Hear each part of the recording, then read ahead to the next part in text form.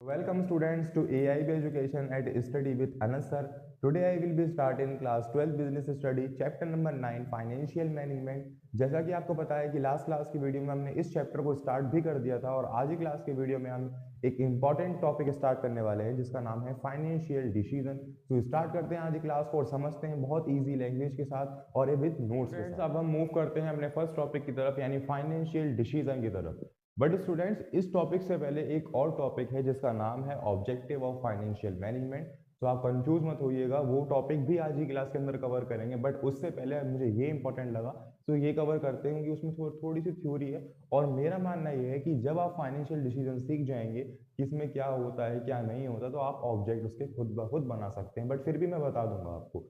तो स्टूडेंट्स अब हम मूव करते हैं फाइनेंशियल डिसीजन की तरफ। यानी कि आप देखिए, अब हम फाइनेंस की बात कर रहे हैं, बेसिकली पैसों की बात कर रहे हैं, तो वो उस पैसों का मतलब किस तरीके से काम करना है, अब हम लेंगे उसका डिसीजन। तो देखिए, फाइनेंशियल डिसीजन जनरली 3 कैटेगरी के अंदर डिवाइड किया गया है। फर्स्ट ऑफ ऑल आती है हमारे पास इन्वेस्टमेंट डिसीजन, फाइनेंसिंग डिसीजन या फिर डिविडेंड डिसीजन। ये एक आपकी बुक के अंदर भी टेबल गिवन है, वो काफी हेल्पफुल है, आप वो भी देख सकते हैं, अदरवाइज हमने भी ये वहीं से नोट्स क्रिएट किए हैं। तो first of all investment decision are those decision of assets in which funds will be invested. यानी कि इन्वेस्टमेंट डिसीजन स्टूडेंट्स यही होता है कि बेसिकली इन्वेस्टमेंट के ऊपर ये सोचना, ये डिसीजन करना है कि अब हमें कितना फंड, कितना अमाउंट ऑफ मनी इन्वेस्ट करना है अपने फिक्स एसेट्स की तरफ, अपने एसेट्स की तरफ। कितनी हमें जमीन खरीदनी है, कितनी मशीनरी खरीदनी है, कितनी बिल्डिंग खरीदनी है।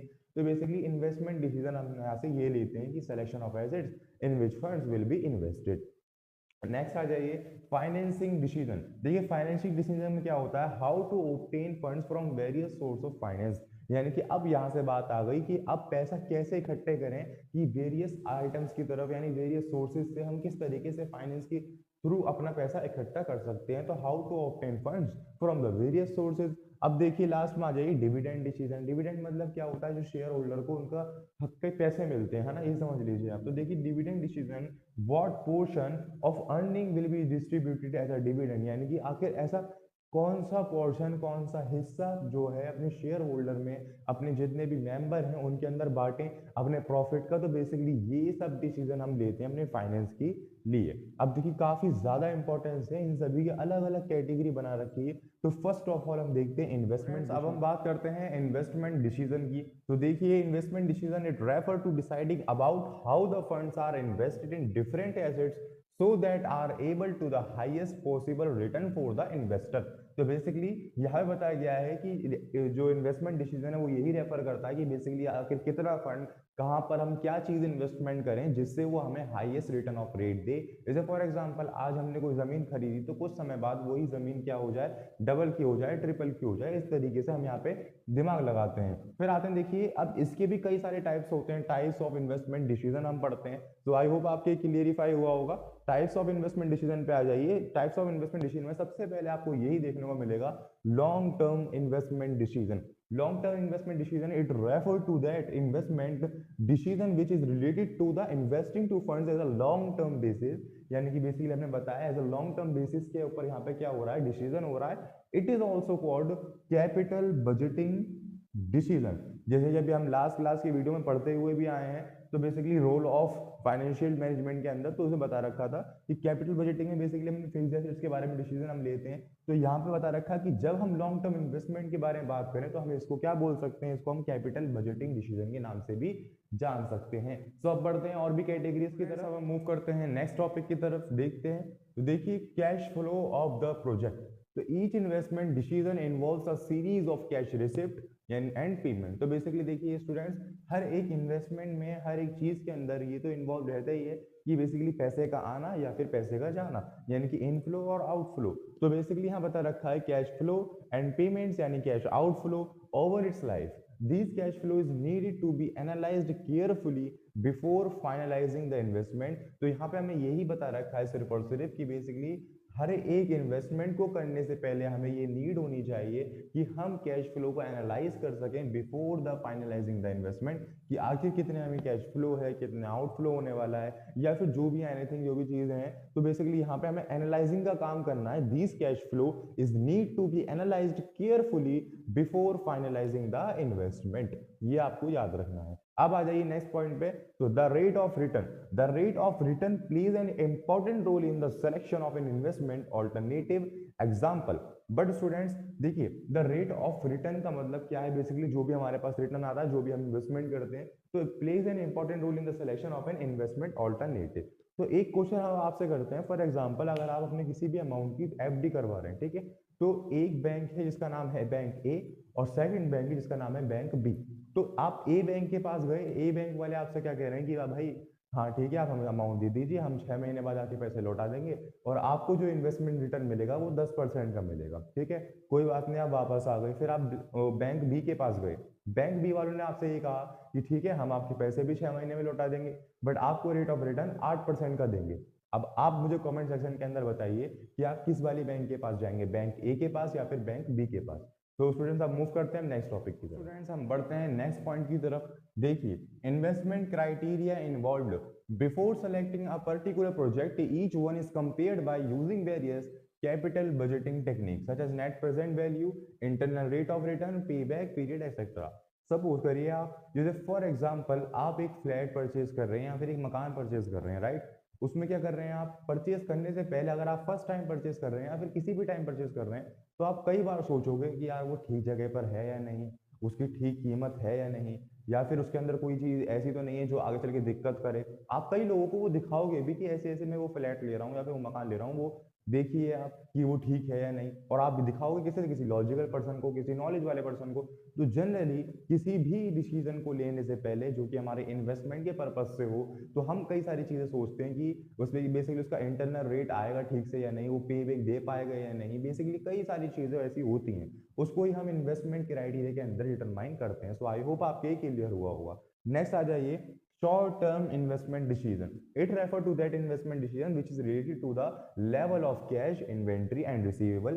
It is also called is working capital decision, जो कि short term के लिए लिए जाते हैं। तो आई होप आपके इन्वेस्टमेंट का ओवरऑल क्राइटेरिया सभी क्लियर हुआ होगा। फिर भी अगर आपको किसी भी टॉपिक के अंदर डाउट हो तो आप मुझे कमेंट सेक्शन में जरूर बताएं। अब हम मूव करते हैं फाइनेंसिंग डिसीजन की तरफ। तो देखिए, it refer to the determination as to how the total funds required by the business will be obtained from various long-term sources. The decision determine the overall cost of capital and the financial risk of the enterprises. जैसा कि हमने आपको बताया था कि अभी financing decision का मतलब यही होता है कि आखिर हम कैसे फंड को ऑब्टेन करें from various sources of business से। तो यहाँ पे हम यही डेफिनेशन दोबारा लिख सकते हैं कि it refer to the determination as to how the total funds required by the business will be obtained from various long-term sources.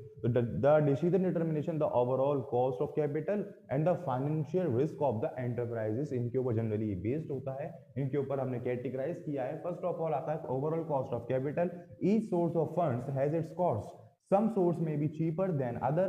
Overall cost of capital refer to the average cost of various specific costs on different sources. तो basically student यहाँ बता रखा है कि हर एक source की, हर एक चीज की एक कॉस्ट होती है, किसी की कम होती है तो किसी की ज्यादा होती है, यानी सम सोर्सेज में be cheaper than other. Overall cost of capital refer to the average cost, यानी कि और of various specific cost of different sources. तो बेसिकली यहाँ ओवरऑल हम किसकी बात कर रहे हैं, कॉस्ट ऑफ कैपिटल की बात कर रहे हैं। कॉस्ट ऑफ कैपिटल बात करने के बाद अब हम बात किसकी करेंगे, फाइनेंशियल रिस्क की। Financial risk, it refer to the risk of being unable to cover required financial obligation such as interest, preference, dividend etcetera.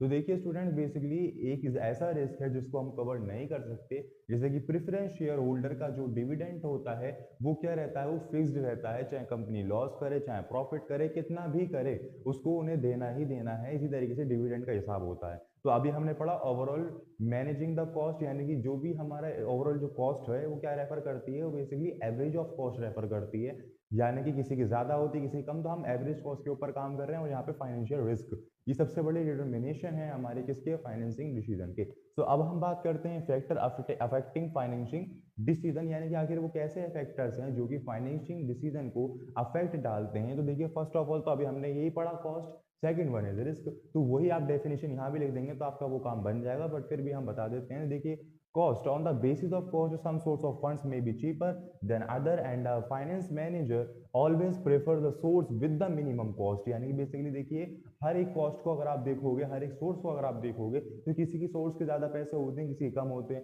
तो जो हमारे मैनेजर होते हैं, फाइनेंस मैनेजर होते हैं, वो हमेशा ही हमें प्रेफर करते हैं कि हमें ऐसी सोर्सेज लेनी चाहिए जिनकी कॉस्ट क्या हो, कम से कम हो।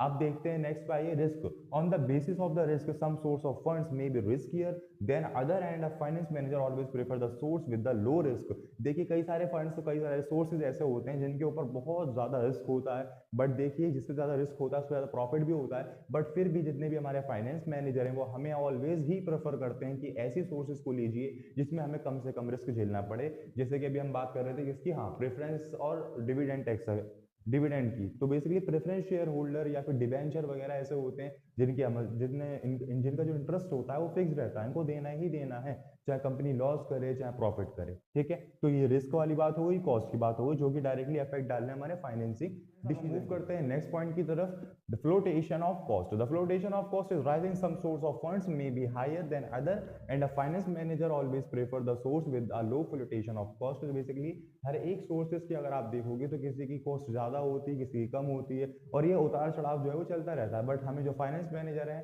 वो ऑलवेज प्रेफर करते हैं कि हमें ऐसी सोर्सेज को लेना चाहिए जिनके अंदर फ्लोटेशन ऑफ कॉस्ट काफ़ी ज़्यादा कम आए, और आता तो है सब में बट कम आना चाहिए। फिर cash flow position, a company with strong cash flow position prefer borrowed fund being cheaper sources as it can pay interest and principal easily. Next आता है fixed operation cost, a company with low level of fixed operation cost prefer borrowed fund as it can afford to pay higher fixed financial cost. Fixed operating cost, इसका मतलब ये होता है कि basically ऐसी कॉस्टेज जो कि कंपनी को पे करनी ही करनी है हर हाल में, चाहे वो प्रॉफिट अर्न करे चाहे वो लॉस अर्न झेले।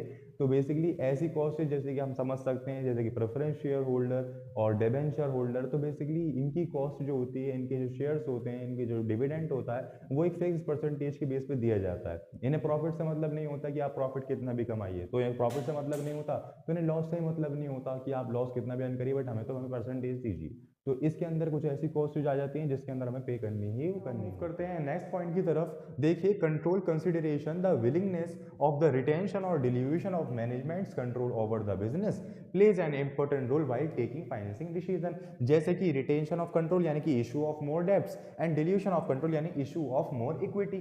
लास्ट ऑप्शन पे आते हैं, state of capital market, rising of the depressed time of the capital market may affect the financing decision. Guys देखिए, इसका मतलब यह है कि जब भी कंपनी का उत्थान होता है तो वो भी फाइनेंशियली इफेक्ट डालता है, जब कंपनी नीचे जानी होती है, डिफ्लेशन आ रहा होता है, तो उसमें भी कंपनी के फाइनेंस पे जरूर ही अफेक्ट आता है। जैसे कि during the rising time more people like to invest to equity, यानी कि जब कंपनी राइज कर रही होगी तो ज़्यादा से ज़्यादा लोग चाहेंगे कि हम इस कंपनी के शेयर खरीदें, मगर during the depress time more people like to invest in debts. तो ये भी हमारा एक तरह से समझ लीजिए को कन्वर्स रिलेशन बना रहता है हमें। ठीक है, तो ये हमारे कुछ 7 पॉइंट्स थे फाइनेंसिंग डिसीजन के, आई होप आपके भी क्लियर हुए होंगे। अब हम बढ़ते हैं डिविडेंड के टॉपिक पे। अब हम मूव करते हैं अपने थर्ड टॉपिक की तरफ, यानी कि dividend decision. It refers to the determination of how much part of the earning should be distributed among shareholder by the way of dividend and how much should be retained for the meeting future needs as retained earning। Basically dividend का मतलब ऐसा होता है कि जो भी हमारी part of earning होता है उसको हम अपने शेयर होल्डर्स के बीच में बांट देते हैं उनके शेयर के मुताबिक। ठीक है, और देखिए फैक्टर अफेक्टिंग डिविडेंड डिसीजन, यानी कि जो हम डिविडेंड देने का डिसीजन बना लेते हैं, कभी कभार ऐसा भी होता है कुछ कंपनी प्रोविजन बना लेती है कि इस बार हम डिविडेंड नहीं देंगे, हम प्रोविजन बनाएंगे कि आगे चल के कोई परेशानी आएगी तो हम प्रोविजन का यूज कर सकें। तो फर्स्ट ऑफ ऑल जब हम डिसीजन ले लेते हैं कि हम अपने शेयर होल्डर्स को डिविडेंड देंगे तो उसका क्या इफेक्ट आता है। First of all amount of earning, the dividend is paid out of present and past earning. Second one is stability of earning. A company having stable earning in a better position to declare higher dividend and the vice versa। देखिए इसका मतलब यह है कि जब company stable होगी, company hire profit achieve कर रही होगी, तो बेसिकली वो हायर डिविडेंड भी देगी सारे अपने शेयर होल्डर्स को। बट इसके अगर हम अलग दूसरा पहलू देखें तो अगर कंपनी बेकार चल रही होगी, काफ़ी लॉस में चल रही होगी, तो वो अपने शेयर होल्डर्स को डिविडेंड भी जाहिर सी बात है नहीं दे पाएगी। तो ये था हमारा stability of earning. Second point की तरफ और थर्ड पॉइंट की तरफ मूव करते हैं कि stability of dividend, the dividend per share is not change if the change in earning is small or seen to be temporary in nature, as companies generally follow a policy of stability dividend per share। और अगर आपको इससे भी easy language अपने notes के अंदर लिखनी है तो आप लिख सकते हैं बुक के अंदर से ही। लिखिए, the increase in dividend is generally made when there is confidence that the earning potential has gone up and just not the earning of the current year, जो कि आपको स्क्रीन पे भी शो हो रही होगी। सो अब बढ़ते हैं हम नेक्स्ट पॉइंट की तरफ, growth opportunities. A company having good growth opportunities in a better position to retain more money is likely to pay a smaller dividend.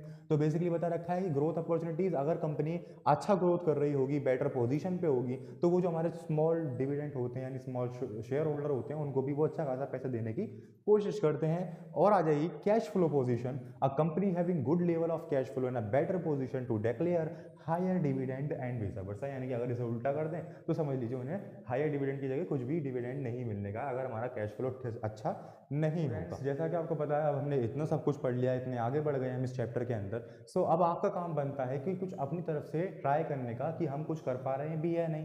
तो ये कुछ मैंने पॉइंट्स लिखे हैं जो कि डिविडेंड से संबंधित हैं, उसके इफेक्ट से संबंधित हैं, तो इनको आप जरूर एक्सप्लेन करने की घर पर कोशिश करें।